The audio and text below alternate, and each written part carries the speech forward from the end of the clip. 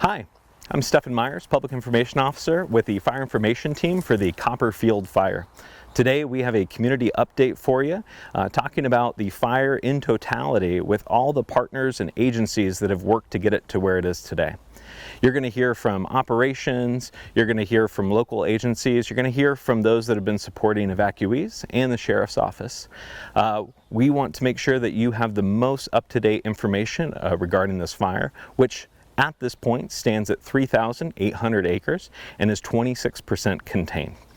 We encourage you to stay up to date on fire information details, which are going to be made available at the end of this video, so that you know who to call, who to email, and where to go for updates in the future.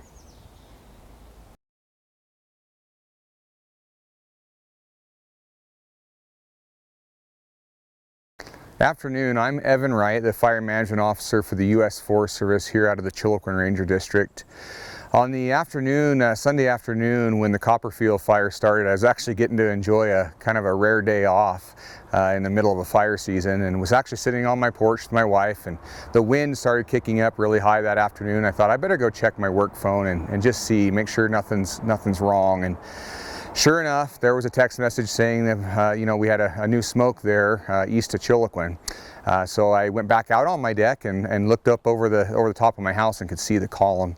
Immediately responded back to work to see how I could help, and ended up rolling in to be the incident commander within an hour or so after the fire was reported. And it was obvious that it was going to exceed the capacity of the initial attack fire engines that were there. So I took over command of the fire and allowed the folks that were originally the ICs to get back onto their fire engines and start immediately trying to protect homes, and really our first order of business was evacuating people.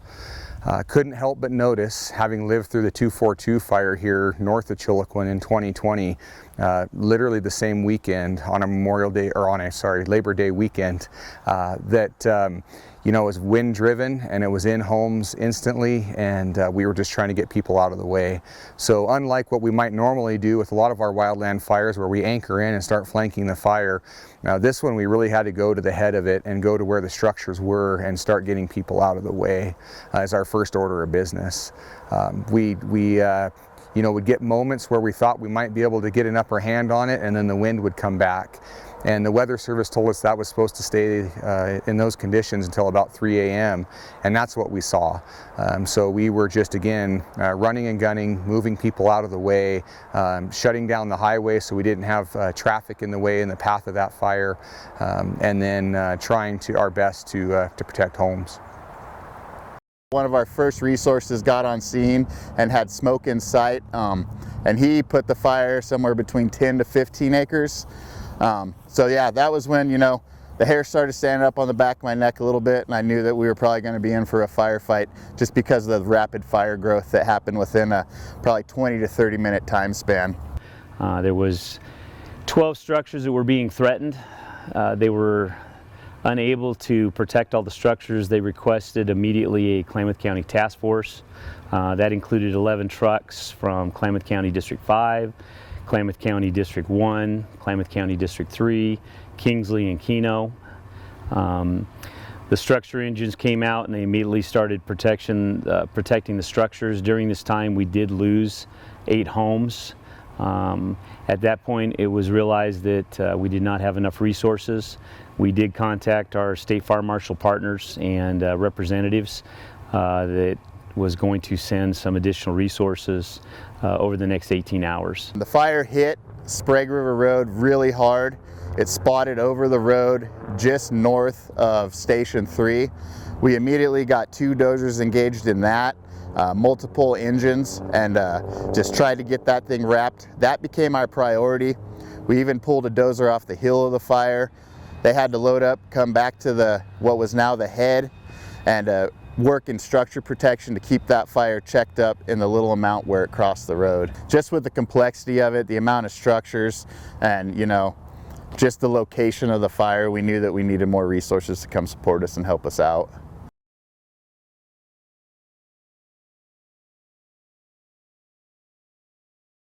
My name is Teresa Williams. I'm the District Forester for the Klamath Lake District and the Agency Administrator on the Copperfield fire.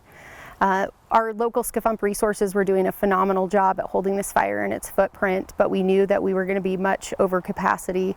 We had weather coming in, and we had the potential for more new starts. And so it was easy for myself and our Forest Service Agency Administrator to decide we needed to bring in that extra capacity through the processes we had in place. And so we decided to order an incident management team, which was ODF Team 3.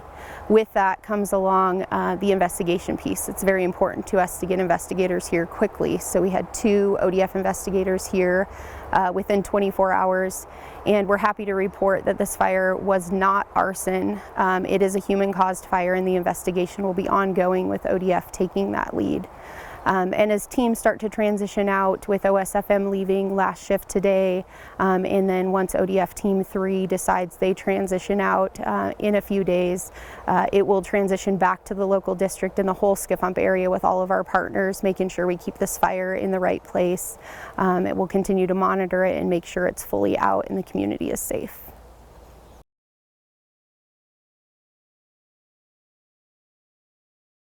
Steve Chapman, Oregon State Fire Marshal's Red Team, Planning Ops. As you heard earlier, Oregon State Fire Marshals, our mission is winding down, but we still have a couple more task forces out there today. And we're in and around all the structures in the fire perimeter, double checking and triple checking, making sure all of those are at least 100 feet mopped up around them. And we're also up in the northern side, where we're checking down the structures in here and on the edge of the fire, making sure that the fire is not getting any closer to the structures out there. We're also working with our wildland counterparts, making sure, giving them water and any help they need along the line, making sure that stuff's getting mopped up 100%, at least 100 feet out. It's been a pleasure coming to your community and helping out. I'd like to thank you. Hi everybody, I'm Justin Lauer. I'm one of the planning operations section chiefs with ODF Team 3. On the wildland side of this fire, things are looking really good currently. Down in Division Alpha, we're starting to get a good line established and starting mop-up operations down in that division. Same with Division Foxtrot. The last few days we've seen some pretty good activity on both of those divisions, but that's starting to quiet down. We're getting a good handle on things in both of those divisions. Up in Division Mike, things have been looking good for several days now. As you can see, we've got some containment land on the map currently, and we're continuing that mop-up process within Division Mike. Same story with Division Tango. We're continuing to get deeper and deeper in mop-up operations on that division. Things are looking well north of the Sprague River Highway. Moving down into Division Whiskey, you can see that a lot of good work has gone in there. We've increased containment on that division over the last several days, looking to continue that good work, continue mopping in further and further on that division, and increase containment over the coming days. As a Klamath County Sheriff, I'd just like to thank everyone for their cooperation on the fire that we were experiencing. We started out initially by sending deputies to help with the evacuation efforts to let people know the fire was approaching. We were successful on most fronts, but unfortunately we lost some homes. I really have a lot of empathy for the people that lost homes and lost access to their property over the last week. I want to recognize all the deputies, all of our search and rescue volunteers, all of the community support that we received, as well as the firefighters' efforts to notify people of the fire danger, to evacuate residents as quickly as possible. And then I'd also like to thank the community members themselves, their willingness to hear what our warnings were and heed those warnings and keep themselves safe. All of our mutual aid partners, along with Chilliwack Fire, has been able to, for some of the people that are not able to get down to these locations, we've actually gone out to their homes or to the place that they're staying and actually talk with them to comfort them and ensure that that they have everything that they need. My role as a social service emergency liaison is to coordinate resources in communities that are affected by disasters. We work with impacted families with our social service recovery specialists to address needs, overcome barriers, and bring resources to families in coordination to help them during a disaster and after a disaster to move forward into recovery. Yeah, and I think that situations like this just remind us how precarious of an environment we live in. It's important for us to gain the knowledge and the resources to prepare for and mitigate our personal environments for wildfires in our areas, as well as other disasters. So I encourage people to go to the Klamath County Emergency Management website so you can get local knowledge about local resources, such as Firewise programs, where we have different funding streams to help communities that come together as a team to do wildfire mitigation on personal property. Hi, I'm Tyler McCarty, Incident Commander for ODF Team 3. Over the last several days, the threat to the community from the Copperfield fire has been significantly reduced, and the Oregon State Fire Marshal's Red Team has met their objectives, so tomorrow they'll be headed home. However, there's still a significant amount of work left on this fire to get it to a state that is safe to turn back to the local districts. So ODF Team 3 will be sticking around and making sure we get all that work done prior to turning it over. I'd like to thank the community for your support and patience as we continue to work this fire until we turn it over to the local districts who will continue to work the fire until it's completely out. Thank you.